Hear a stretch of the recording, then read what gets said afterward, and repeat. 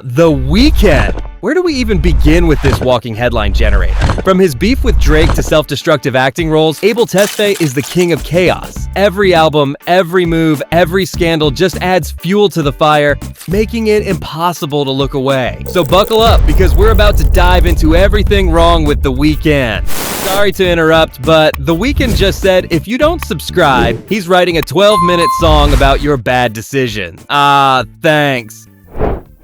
Stolen stage name? Rumor has it that his iconic stage name, The Weeknd, was not his original creation. Apparently, Abel was accused of stealing the name from another artist, Canadian singer The Weeknd. Yes, with an E.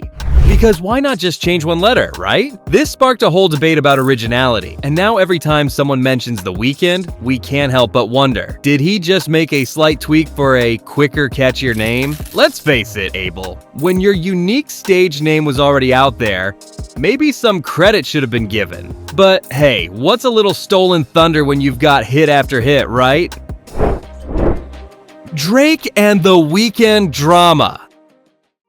The beef between Drake and The Weeknd. It all started in the early 2010s when Drake, already a global sensation, heard The Weeknd's moody mixtapes and saw potential. He generously gave Abel a co-sign, putting him on Take Care and pushing him into the limelight. But here's the kicker, Drake, ever the benevolent king of Toronto, offered The Weeknd a spot on his OVO label. Sounds like a dream, right? Not exactly. Abel, the independent spirit he is, turned it down and signed with Republic Records instead. This is where the subtle shade begins. Fast forward a few years, and you've got cryptic lyrics like Drake's I'm Far From Close line on The Zone, and Abel's Everybody Got a Price jab on Might Not. Things only got icier as time went on. By the time The Weeknd skyrocketed with hits like Can't Feel My Face, Drake found himself getting roasted for riding trends, while Abel had successfully stolen his thunder. No diss tracks, just a cold, silent rivalry, with both proving they didn't need each other to win, just each other to get started. Abel's acting career, better stick to singing. Let's talk about The Weeknd's acting career, which, let's face it, is more of a cameo to feature situation. First up, he was in Uncut Gems, where he played himself. Yes, his big acting debut was literally just him being, well, The Weeknd. Sorry, Abel, but that's not really acting. It's more like showing up for a couple of scenes to keep your cool factor high. Then came The Idol, 2023, where he played Tedros, a role that was more cringe than Oscar-worthy. Let's just say it was a train wreck, not a tour de force. But now we have Hurry Up Tomorrow, Abel's first lead role in a feature film. Exciting, right? If by exciting you mean watching him cry, scream, and stare blankly into the void with music video face, then sure. Director Trey Edward Schultz says he's pushing scenes to new levels, but come on. This is the guy who's been brooding in music videos for years. Is this a deep acting performance, or is Abel just flexing his fame in a bigger sandbox? Either way, his acting career is still a work in progress. Stick to the singing, Abel! Super Bowl budget wine. The Weeknd, crying about his $7 million Super Bowl halftime show budget in 2021. Seriously? You know, most people would kill for just a fraction of that for their entire career, yet Abel's out here complaining like he's funding a backyard concert. The man had a Super Bowl performance, a career peak, a worldwide stage, and still found a way to whine about it. Sure, $7 million sounds like a lot for a halftime show, but when you're The Weeknd, it's like an appetizer before the main course. The irony? He ended up spending his own money to make it grand. Newsflash, buddy, if you're gonna drop millions to make a performance memorable, it's probably not the best look to complain afterward. Maybe next time we'll just pitch in for the extra fireworks. Selena Gomez kidney transplant timing. Talk about bad timing. The Weeknd decides to break up with Selena Gomez right before her kidney transplant in 2017. Convenient, right? Just when she's going through one of the most intense health crises of her life, Abel pulls the plug on their relationship. Some speculated he bailed out of the situation, but hey, nothing says true love like perfect timing. Was it a coincidence? Maybe. But the optics aren't great, Abel. While Selena's battling kidney issues, he's doing what? Singing? Sure, let's call it an amicable split, but don't be surprised when people start whispering that the timing was just a bit too perfect. Punching a cop arrest. Oh, let's not forget that time in 2015 when The Weeknd got arrested in Las Vegas for allegedly punching a cop. Yeah, that's right. He found himself in a good old-fashioned scrap with the fuzz. Nothing says bad boy like punching a cop in the middle of a fight, right? But of course, he pled no contest to battery charges. Because why not make a career out of bad decisions? Let's be real though. You'd think after all his fame and success, Abel would have learned how to handle his temper. Well, I'm not here to judge. The Idol's disastrous reception. The Idol, the HBO series Abel co-created with Sam Levinson in 2023. Critics, fans, and everyone in between agreed. It was a train wreck. Labeled as misogynistic and cringeworthy, the series tanked faster than a lead balloon. Did we really expect anything less from the guy who gave us Tedros, the sleazy, manipulative character no one could look at without feeling secondhand embarrassment? Fans had high hopes, but instead of a deep, thought-provoking show, they got an eye-roll fest. The show's attempt to be edgy turned into a punchline, leaving Abel to rethink his TV career. Let's face it, The Idol wasn't just a failure, it was a disaster on every level. Am I right? Grammy snub meltdown. When you don't get nominated for awards you think you deserve, it's totally reasonable to go full drama. In 2021, his album After Hours got 0 nominations. And Abel didn't just take it like a grown-up. Oh no, he called the Grammys corrupt and decided to boycott them altogether. The man has one bad year and decides the entire award system is a fraud. Fast forward to 2025 and guess what? He's back, surprisingly making his return. So, after throwing a tantrum about a snub, The Weeknd's just back like nothing happened, proving that if you can't get the award, just throw a fit, and you'll get one eventually. The Weeknd NFT hype scam.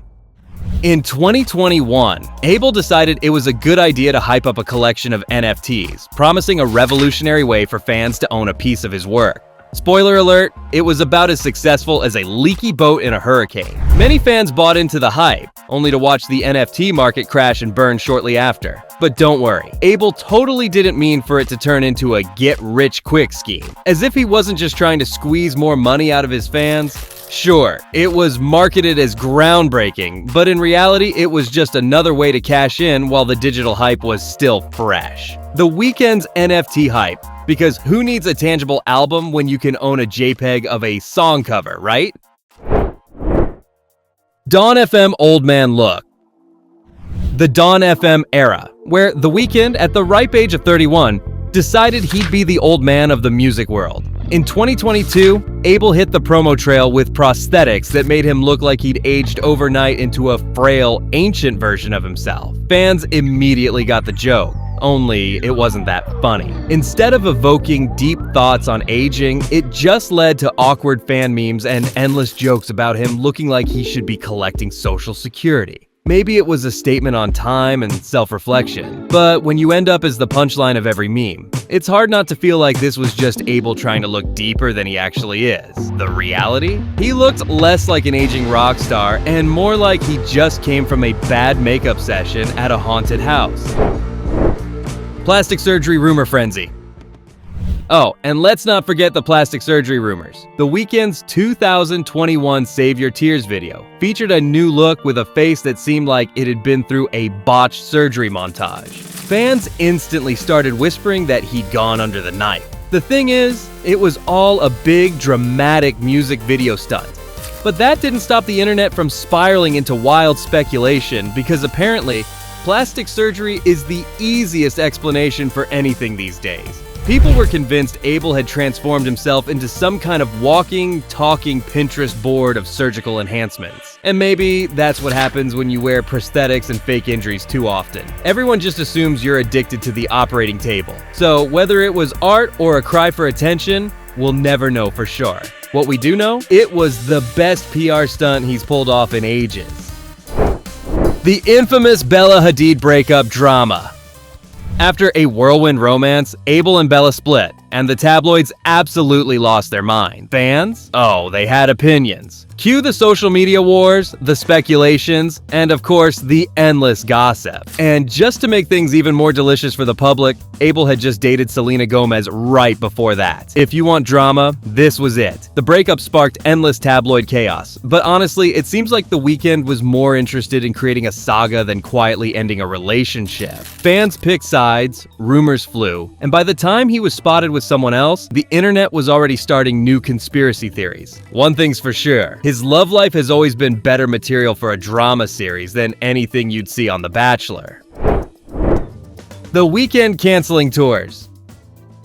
The Weeknd, the king of sorry, not sorry tour cancellations. Let's talk about how often he's canceled shows, because why not keep your fans on their toes, right? Whether it's due to health issues or simply feeling off. Abel's tour dates have been more like a game of will he or won't he. In 2017, he had to cancel a bunch of shows due to exhaustion because, performing in front of millions of people is so exhausting. Fans were understandably pissed, but don't worry, he made up for it by posting about his exhaustion on Instagram, so all was forgiven, right? Classic. When you've got a fan base that's been repeatedly let down, maybe just release a "Sorry I Missed You" tour as your next big thing. That'll totally heal the wounds.